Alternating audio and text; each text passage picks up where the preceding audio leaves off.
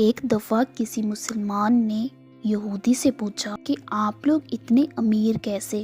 اگر دیکھا جائے تو پوری دنیا میں سب سے کم تعداد آپ کی ہے، لیکن دنیا کی جتنی بھی بڑی سے بڑی کمپنی ہے وہ سب کے سب آپ لوگوں کی ملکیت ہیں۔ پوری دنیا کی معیشت پر آپ لوگوں کا قبضہ ہے۔ پوری دنیا میں یہودیوں کی تعداد صرف 9.2 ملین یعنی 1 کروڑ سے بھی کم ہے، جبکہ مسلمانوں کی تعداد 1.40 ارب ہے۔ اتنی کم تعداد ہونے کے باوجود آپ لوگ آگے کیسے نکلے؟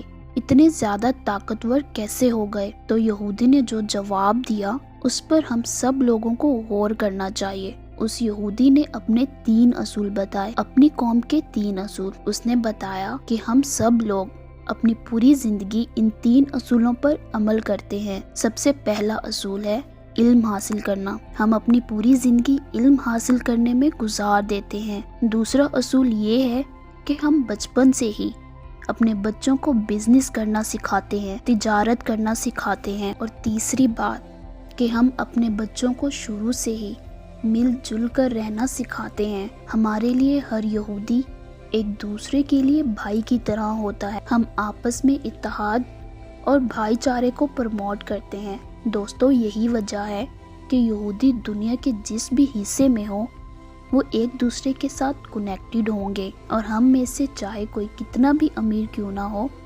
چاہے جتنے ہی بڑے عہدے پر کیوں نہ ہو، اس کی زندگی کا سب سے بڑا مقصد اپنے دین کی تبلیغ کرنا ہے، اپنے مذہب کو لوگوں تک پہنچانا ہے۔ اور پھر وہ یہودی مسلمان سے کہتا ہے کہ تمہیں پتہ ہے کہ ہم سب نے یہ باتیں کہاں سے سیکھی ہیں؟ ہم نے یہ اصول کیسے اپنائے؟ کہاں سے حاصل کیے؟ ہم لوگوں نے یہ اصول تم لوگوں کے، مسلمانوں کے آخری نبی حضرت محمد صلی اللہ علیہ وسلم کی تعلیمات سے لیے ہیں، ان کی زندگی سے لیے ہیں۔ دوستوں، یہ واقعہ آپ کے ساتھ شیئر کرنے کا مقصد یہ ہے کہ لوگ ہمارے نبی اکرم صلی اللہ علیہ وسلم کی زندگی کو فالو کر کے، ان کے بنائے ہوئے اصولوں پر عمل کر کے کامیابی حاصل کر رہے ہیں، اور ہم دنیا کو فالو کر رہے ہیں۔ تو کامیاب ہونے کے لیے ہمیں یہ کرنا چاہیے کہ ہمیں بھی اپنے پیارے نبی صلی اللہ علیہ وسلم کی زندگی کو فالو کریں، ان کے بتائے ہوئے اصولوں پر عمل کریں۔ ہمارے پیارے نبی صلی اللہ علیہ وسلم نے آج سے 1400 سال پہلے فرمایا تھا کہ علم حاصل کرو، چاہے تمہیں چین جانا پڑے، مطلب چاہے تمہیں جتنی بھی مشکلیں ہوں، کتنا لمبا سفر کرنا پڑے، تم علم ضرور حاصل کرو۔ تو میرا آپ سب سے یہ سوال ہے کہ اللہ کی کتاب، جسے ہم دنیا کی بہترین کتاب مانتے ہیں، جس کا نام قرآن ہے، اسے ہم نے کب تفسیر اور ترجمے کے ساتھ پڑھا ہے؟ کچھ سیکھنے کے لیے پڑھا ہے؟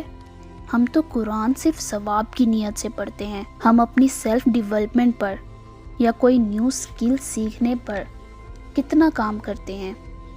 لاسٹ ٹائم آپ نے سیلف ڈیولپمنٹ پر کوئی کتاب پڑھی تھی؟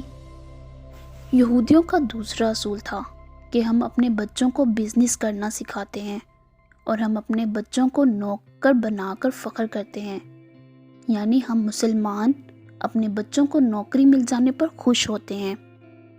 دوستوں، کوئی اس دنیا میں امیر بنا ہے یا جس نے کوئی بھی ترقی کی ہے، اس نے بزنس میں ہی ترقی کی ہے۔ دوستوں، یہودیوں کا تیسرا اصول بھائی چارے کا اصول، وہ بھی انہوں نے ہمارے پیارے نبی صلی اللہ علیہ وسلم کی زندگی سے لیا ہے، ان کے فرمان سے لیا ہے۔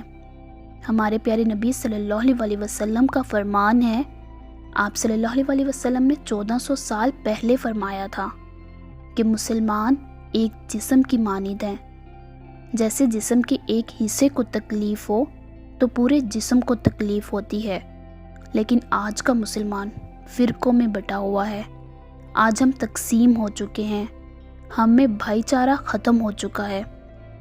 اللہ نے ہمیں حکم دیا تھا کہ میری رسی کو مضبوطی سے تھام کر رکھو اور تفرقہ نہ کرو، لیکن آج ہم سنی ہیں، دیوبندی ہیں، شیعہ ہیں۔ ہم بھائی بھائی ہونے کے بجائے ایک دوسرے کے دشمن بن چکے ہیں، ایک دوسرے سے نفرت کرتے ہیں، ایک دوسرے کی بات کو سننا بھی گوارا نہیں کرتے۔